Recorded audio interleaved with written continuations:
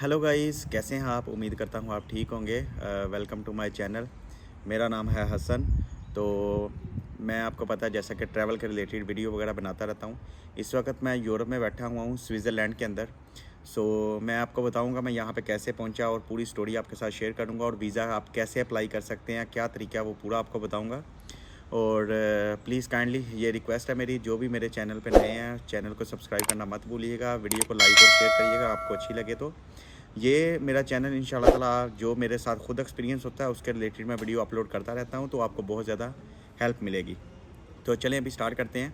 मैं यहाँ पे यूरोप में कैसे आया, बहुत ज़्यादा भाइयों के क्वेश्चन है, बहुत ज़्यादा क्वेश्चन है कि आप यूरोप में कैसे आए।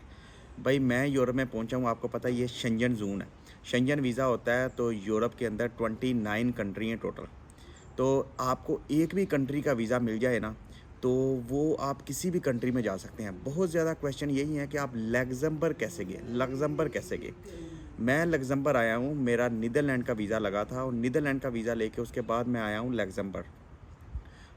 लग्ज़मबर्ग आप यहाँ पे किसी कंट्री का भी आपका वीज़ा लग गया शेंजन में, यूरोप वीज़ा लग जाता है आपका, तो आप ट्रेन लेके बाय ट्रेन आप कहीं पे भी ट्रैवल कर सकते हैं, किसी कंट्री में भी जा सकते हैं। अभी वो वीज़ा कैसे लेना है वो मैं आपको बताता हूँ। मैं छोटी छोटी कंट्री हैं जो भी अपनी ट्रैवल हिस्ट्री को पहले अच्छा किया, मेरे पास 8 से 9 कंट्री की ट्रैवल हिस्ट्री थी। उसके बाद मैंने यूरोप वीज़ा अप्लाई किया। आप कैसे करें कि विज़ एयरलाइन, आपको पता है जो बंदे दुबई के अंदर या कहीं पे भी हैं, visa on arrival some country हैं। आप क्या करें कि वीज़ा किसी भी कंट्री के अंदर आप जो वीज़ा ऑन अराइवल है वहाँ पे विज़ एयरलाइन ओनली 400-500 दिरहम के अंदर आपको रिटर्न टिकट दे देती है। तो आपका 1000 मैक्स जो है ना, वो आप 15 डेज़ के बाद का प्लान बनाते हैं तो 1000 दिरहम तो आपका एक कंट्री घूमने का खर्चा आता है आपका। तो आपको पता है डन बेस पे वीज़ा लगवाने के लिए 20-25-30 हज़ार दिरहम देना है। तो आप एक कंट्री का वीज़ा अगर घूम के आते हैं और कंट्री भी वो घूम आते हैं, और आपका 1000 दिरहम के अंदर आपका ट्रिप हो जाता है। आप हर 3 महीने के बाद एक कंट्री का ट्रैवल हिस्ट्री में जो है ना अपनी में ऐड करें। उसके बाद आपने क्या करना है, 6 से 7 कंट्री की ट्रैवल हिस्ट्री बना के आपने बाद में शेंजन वीज़ा अप्लाई करना है। शेंजन वीज़ा अप्लाई करने से पहले आपको 2 चीज़ें याद रखनी होगी कि आपकी बैंक स्टेटमेंट जो है ना वो प्रॉपर होनी चाहिए। अगर जैसे आपने ट्रैवल हिस्ट्री अपनी स्टार्ट की, उसके पहले आपकी जो अगर 5000 दिरहम सैलरी है या 10,000, जितनी भी सैलरी है आपकी, वो WPS आपके अकाउंट में ट्रांसफ़र होनी चाहिए।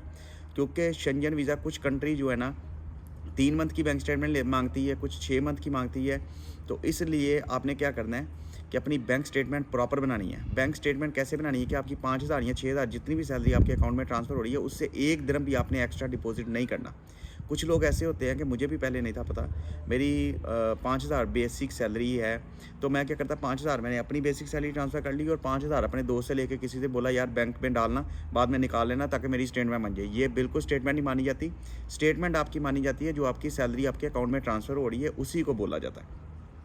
विड्रा आप जितना मर्ज़ी करते जाएँ, उसको कार्ड को यूज़ करते जाएँ, लेकिन पैसा आपने डिपॉज़िट अपनी सैलरी के अलावा कुछ नहीं करना। ये होगी आपकी बैंक स्टेटमेंट। इसको प्रॉपर अच्छे तरीके से बैंक स्टेटमेंट, अवेलेबल बैलेंस आपका 25 से 30 हज़ार दिरहम भी हो तो फिर भी आपको वीज़ा मिल जाता है, अगर आपकी ट्रैवल हिस्ट्री अच्छी है तो। कुछ लोग 20,000 में भी कर देते हैं, 18,000 में भी कर देते हैं, उनको मिल जाता है अगर उनकी बैंक स्टेटमेंट अच्छी है। वीज़ा ऑफिसर आपके डॉक्यूमेंट्स से देख के, रीड करके सैटिस्फाइड हो गया तो उसने आपको वीज़ा दे देना है। मेरा जो वीज़ा रिजेक्ट हुआ था पहले, वो इसी वजह से हुआ कि मेरी स्टेटमेंट ऑफ पर्पस और वीज़ा जो है ना, मेरी बैंक स्टेटमेंट, वो बिल्कुल दोनों चीज़ें क्लियर नहीं थी, जिसकी वजह से मेरा वीज़ा रिजेक्ट हो गया।